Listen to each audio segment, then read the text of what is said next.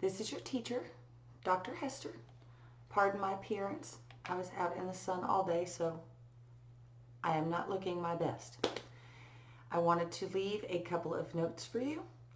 This was much better than trying to type anything right now. Okay, on discussion questions. Make sure that you respond to at least one or two other people on your discussion questions. This is going to kill your discussion grades if you do not respond to somebody. Make sure they are substantial, substantive, whichever word you want to use. Posts. There is an announcement that dictates what it is supposed to look like. I don't expect every single one of them to be, like 5 pages long or whatever, but I do expect you to have some oomph to them, Add an example from your own life. Add an example from current events. Find a link to an article or a website or something that is relevant to the topic at hand. Add something substantive, otherwise substantial, or it will hurt your grade. My cat wants to say hi as well because apparently he's going to crawl all over me. Not doing discussion questions at all will tank your grade. I will not allow you to make those up. They are to be done the week they are due in because everybody's in there doing it.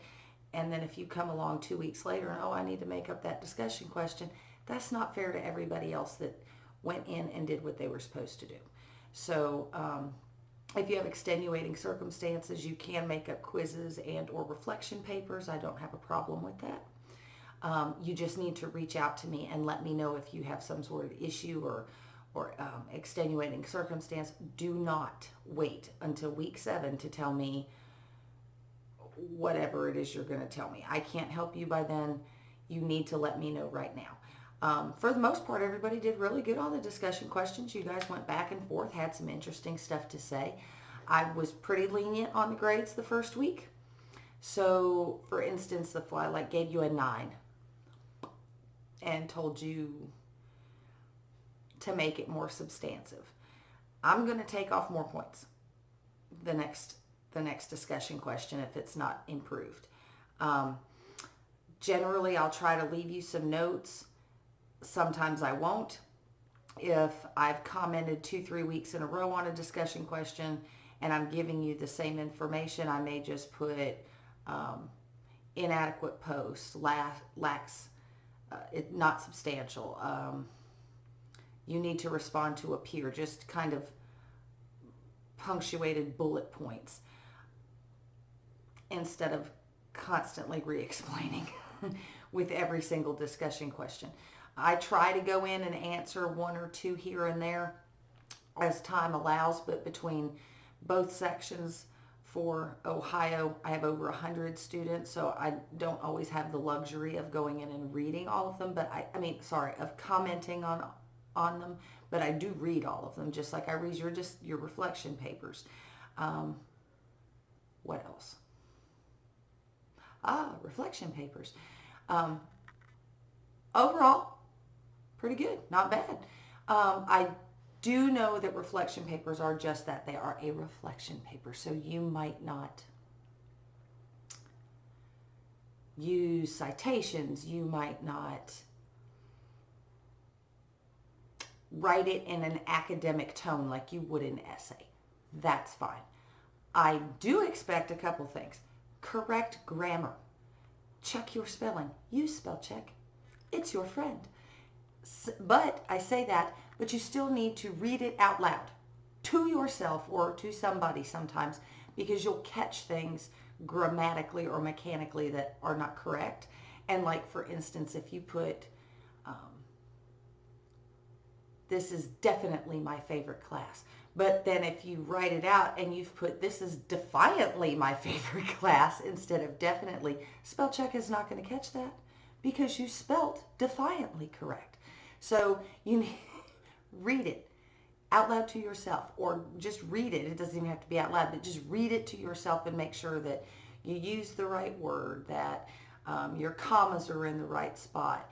If you're a semicolon person, please Look up when it is appropriate to use a semicolon because it does not replace a comma. It's been known to happen. It's okay. But I will take off for grammar. The other thing is I know that some of you put your name in the file, but not on the paper. No, no, no. When I download these, sometimes I sit out in the backyard and I print these and read them and then come back in and put the grades in. So if I download them, I need a name on the actual paper. So put your name on the paper. I can be funny. Some of you are rolling your eyes. I know how to be a little funny. It's all good. If you need me, I am here. If you need explanation on a topic, I am here. Email me. I am bad. I will admit, I am horrible to check like the private form or questions to instructor form in the Loud Cloud. I literally forget it's there. It's easier if you will just email me at bhester@egcc.edu and I will get that and I will answer you. As a general rule, I answer things within 24 hours. I detest unopened email. It drives me crazy. So I will answer you as quickly as I possibly can. If you need me in a hurry, like you're working on something, but you have a quick question, call me, 256-506-3354. And while I do not look my best and I feel old, I do text. So if it's just a quick question, you can text me too. So I'm at your disposal. All you need to do is reach out to me. But I just wanted to say those couple things about the reflection paper and the discussion question. If there's anything I can help you with, call me, let me know, and just reach out to me as soon as you can, especially if you've got like some sort of ongoing issue that you think might interfere with the rest of the class or put you behind. I will tell you, not answering discussion questions, not doing discussion questions, doing discussion questions that are and don't have much substance. Those will kill your grades. In the past 4 quarters, without fail, I've had at least 2 students per class that completely just don't even mess with the discussion questions or kind of like don't really do a good job on the discussion questions and then come to me in week 7 and want to know what they did or why do they have, a 68 instead of, a 75 or a B for that matter. If you had done the discussion questions, you would have had a B for the class instead of a D. So they're not hard. They're not hard. And I know they're a pain. Nobody likes discussion questions, but it gives you guys a chance to interact and it gives me a chance to see if you're comprehending the material.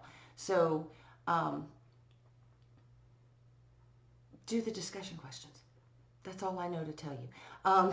If you need some help making them more substantial, but you're not sure how, just shoot me an email like what you're thinking about writing or what you're thinking about responding to somebody, copy and paste it into an email and I'll look at it and give you some pointers to make it a little more substantive so that you can get the total possible points that you can. Like I said, if you need me for anything, just let me know. This is my I live in this room. I do this with you.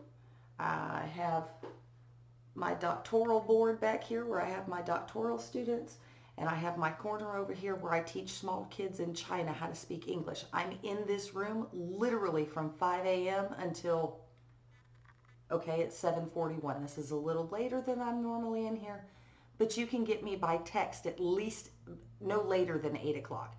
After 8, I shut down because I have to go to bed. But you can get me. So absolutely reach out if you need anything, and I will talk to you guys later. And next time I make a video, I'll make a little more effort so I look a little better. And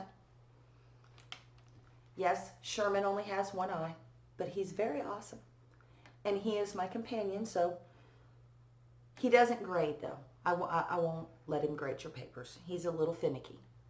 But if you need anything, just let me know, and I'll talk to you guys later. Bye.